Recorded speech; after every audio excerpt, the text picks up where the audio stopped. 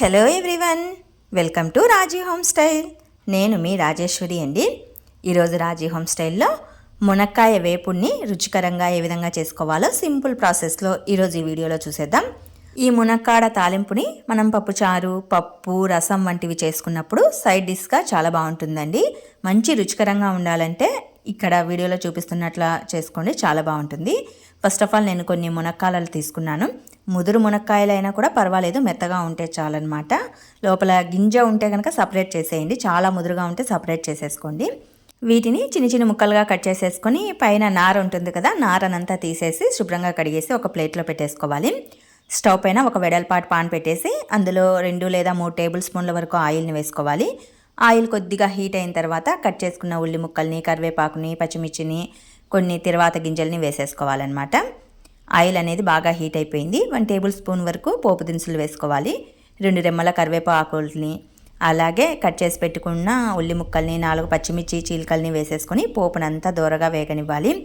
పోపు అనేది చక్కగా వేగిన తర్వాత ములక్కాడల్ని వేసుకోవాలి. పోపు అనేది చక్కగా వేగిన తర్వాత ఇప్పుడు ములక్కాడల్ని వేసేసుకోవాలండి. మునక్కాడలు వేసిన తర్వాత ఒకసారి కలియదీసిపేసి వాటర్ని స్ప్రింకిల్ చేసుకోండి. జస్ట్ వాటర్ని స్ప్రింకిల్ చేస్తే సరిపోతుంది. చాలామంది ములక్కాడల్ని ఉడికించుకొని తర్వాత వేపుడుగా వేసుకుంటూ ఉంటారు. అలా వేసుకోవటం వలన మునక్కాడలో ఉన్న ప్రోటీన్స్, విటమిన్స్ అనేవి వాటర్ రూపంలో వెళ్ళిపోతాయి. సో అలా వేసుకోకుండా ఆయిల్లోనే ఇలా వాటర్ని స్ప్రింకిల్ చేస్తూ మగ్గించుకున్నామంటే మంచి రుచికరంగా ఉంటాయి. మనకు కావాల్సిన ప్రోటీన్స్, విటమిన్స్ అనేవి చక్కగా అందుతాయి.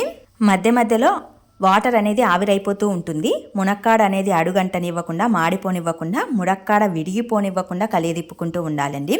ఫైనలీ ఆయిల్లో మునక్కాడ అనేది చక్కగా వేగిన తర్వాత పల్లి పొడి కానీ, పుట్నాల పొడి కానీ, కొబ్బరి పొడి కానీ మీ టేస్ట్కి తగిన విధంగా, మీ స్పైస్కి తగిన విధంగా స్పైస్ పౌడర్ని యాడ్ చేసుకుంటే సరిపోతుంది. పుట్నాల పొడిని, పల్లి పొడిని, కొబ్బరి పొడిని ఏ విధంగా ప్రిపేర్ చేసుకోవాలో ఆల్రెడీ నేను మునుపటి వీడియోలలో చేశానండి. ఆ వీడియో లింకులను డిస్క్రిప్షన్లో ఇస్తాను. మీకు ఇంట్రెస్ట్ ఉంటే చూసి చేసుకొని యాడ్ చేసుకోవచ్చు.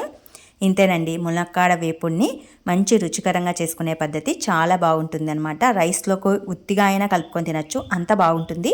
పప్పుచారులోకి అయితే సైడ్ ఆఫ్ డిష్గా ఇంకా బాగుంటుంది. మరి మీకు ఈ మునక్కాడ వేపుడు ప్రిపరేషన్ మెథడ్ నచ్చినట్లయితే మరికొన్ని ఇలాంటి వీడియోస్ కోసం do subscribe my channel. Thanks to watch this video.